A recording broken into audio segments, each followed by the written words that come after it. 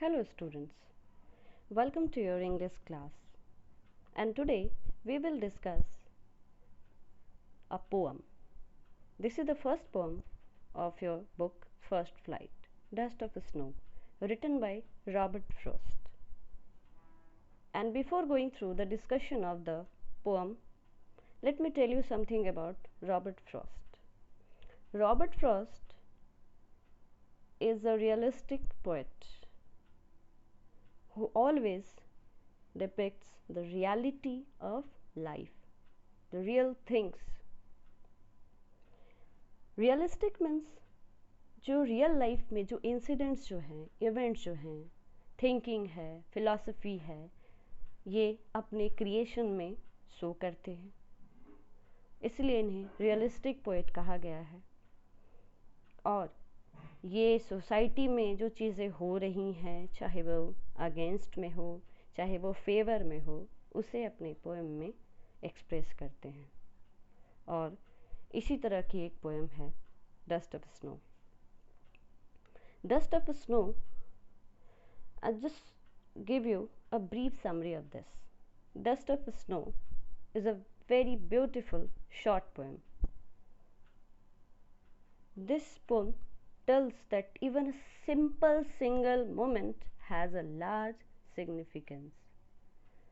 कि एक छोटी सी मूवमेंट, एक छोटा सा भी सिंपल सा भी मोमेंट जो है बहुत इम्पोर्टेंस हो सकता है, उसका बहुत इम्पोर्टेंट हो सकता है वो।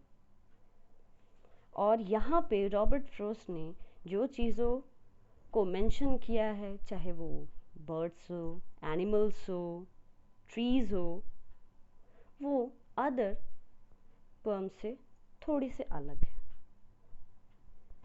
अब मैं इसे स्टार्ट करने से पहले आपको कुछ दिखाना चाह रही हूँ।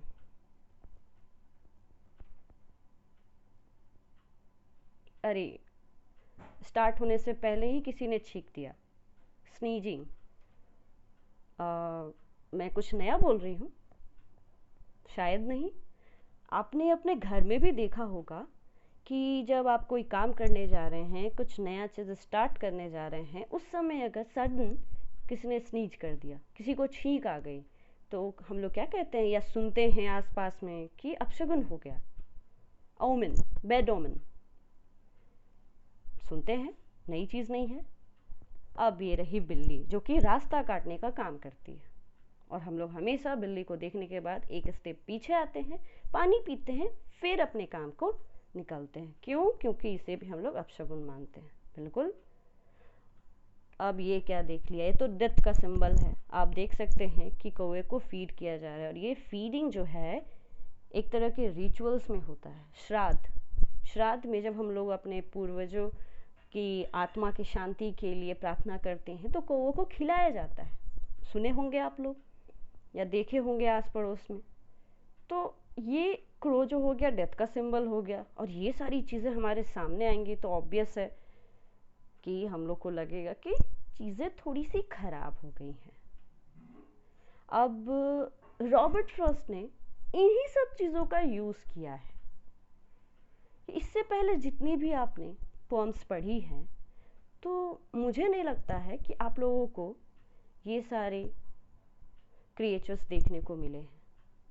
तो यहाँ आप एक कंट्रास्ट दे सकते हैं कि रॉबर्ट फ्रॉस्ट ने उन सारे एनिमल्स का, उन सारे क्रिएचर्स का यूज़ किया है जो कि नेगेटिविटी स्प्रेड करते हैं, इनसे पॉजिटिव वाइब्स नहीं आते। उन्होंने किसी पॉजिटिव बर्ड का यूज़ नहीं किया, पिजन जो कि पीस का सिंबल है, नहीं यूज़ किया। जनरली क्या होता है कि दूसरे जो पोइट्स होते हैं ये इन्हीं सारे वर्ड्स का यूज़ करते हैं, क्योंकि ये सिंबलाइज करते हैं पीस, प्रॉस्पेरिटी, हैप्पीनेस। बट जो क्रो है वो डेथ का सिंबल है, वेरी सैड, और जिसे हम लोग इन ऑस्पिशियस मानते हैं, अपशगुन, अशुभ। तो अब हम लोग देखते हैं लाइन बाय लाइन। तो चलते हैं पोएम की तरफ। The way a crow, the way, suppose the way, रास्ते पे एक कौवा है। सूक डाउन ऑन मी, सूक डाउन का मतलब क्या होता है, जब कोई चीज गिरती है, मतलब fall. Okay, down on me the dust of snow from a hemlock tree. Hemlock tree नाम तो सुने होंगे शायद। तो सबसे पहले मैं इसका डिस्कशन आपको टाइटल से देना चाह रही हूँ। डस्ट ऑफ स्नो, डस्ट क्या है? धूल। ऑब्वियस है, डस्ट का मतलब धूल होता है।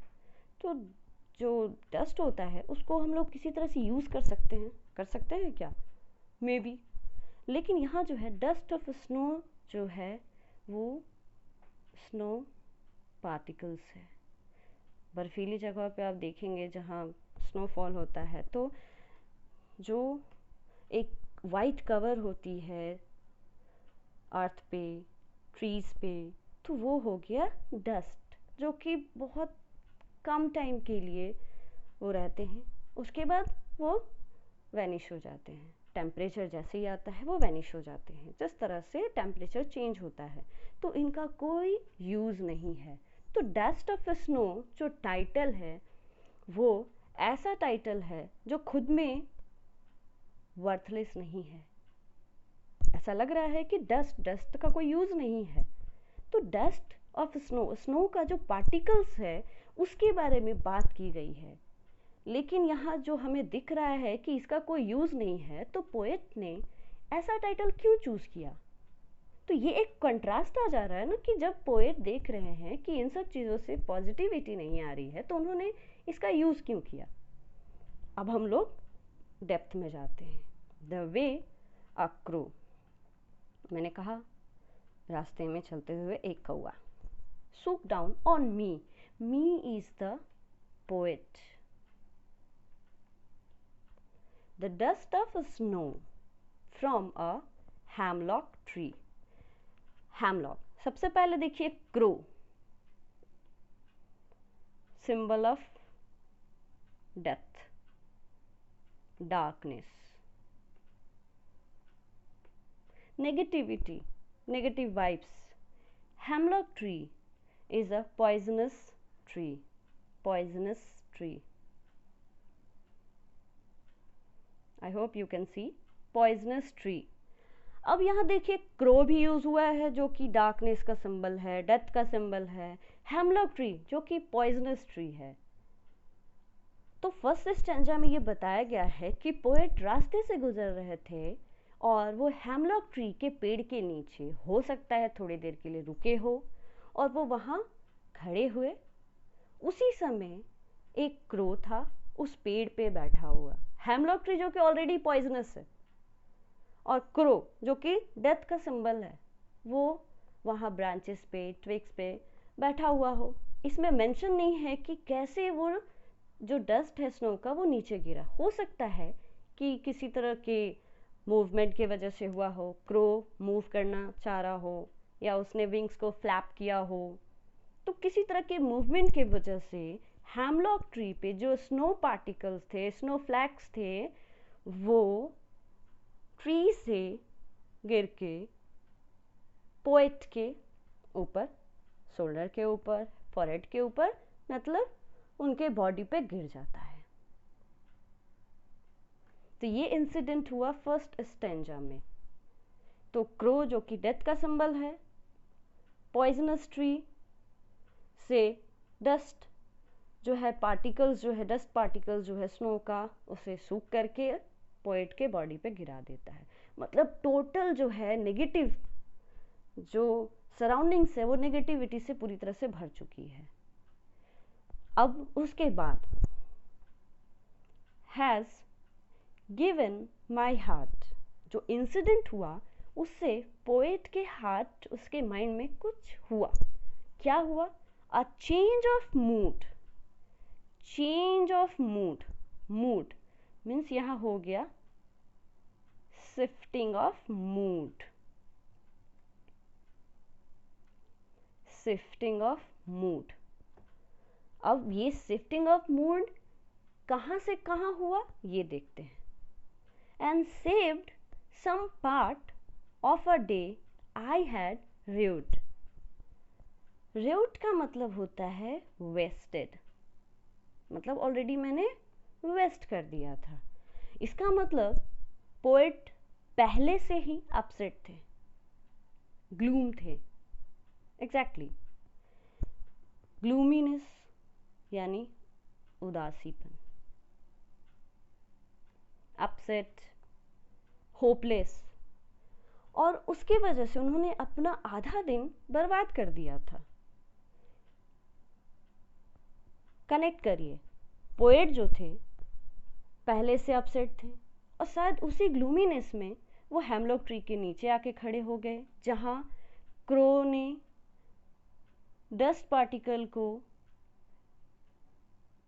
पोएट के ऊपर सूख किया, गिरा दिया, और इससे क्या हुआ, उनके हार्ट में एक चेंज आया और उनका मूड जो है पूरी तरह से चेंज हो गया। मूड चेंज होने पे क्या हो गया, सेव्ड। क्या सेव्ड हो गया, उनका आधा बचा हुआ दिन जो कि ग्लूमीनेस में डूबा हुआ था। ग्लूमीनेस से हैप्पीनेस में चेंज हो गया। रूड का मतलब होता है वेस्टेड, डिस्ट्रॉयड। तो वो ऑलरेडी बहुत अपसेट थे, लेकिन जो एक्टिविटी हुई, हेमलॉक ट्री के ऊपर से एक क्रो ने डस्ट पार्टिकल्स को गिराया, जो कि बाकी के लिए rest of the people, for the rest of the people it is inauspicious, it is an inauspicious activity। Obviously जो हम लोगों ने डिस्कस किया कि क्रो जो है डेथ का सिंबल है, डार्कनेस है, होपलेस है, और हेमलॉक ट्री जो कि पॉइजनस है, लेकिन यहाँ पोएट के लिए ये सारी चीज़ें पॉजिटिव हो गई और उन लोगों की एक्टिविटी के वजह से उनका आधा दिन जो उनके अपने प्रॉब्लम्स, अपने ग्लूमीनेस के वजह से डिस्टर्ब हो चुका था, डिस्ट्रॉय हो चुका था, वो आधा दिन बच गया और उन्हें हैप्पीनेस फील हुई, पॉजिटिविटी फील हुई। तो एक मोमेंट जो किसी और के लिए बुरा हो सकता है, वो दूसरे पर्सन के लिए बहुत ही अच्छा हो सकता है। एक सिंपल सा, एक सिंगल सा मोमेंट किसी एक पर्सन के लिए बहुत ही सिग्निफिकेंट हो सकता है। Are you getting me? और वो एक्टिविटी जो हुई, जो चेंज आया, वो इस नेगेटिविटी से आई जो कि हम लोग परसेप्शन में यानी अपने थिंकिंग में सोचते हैं कि crow, hemlock tree death symbol है।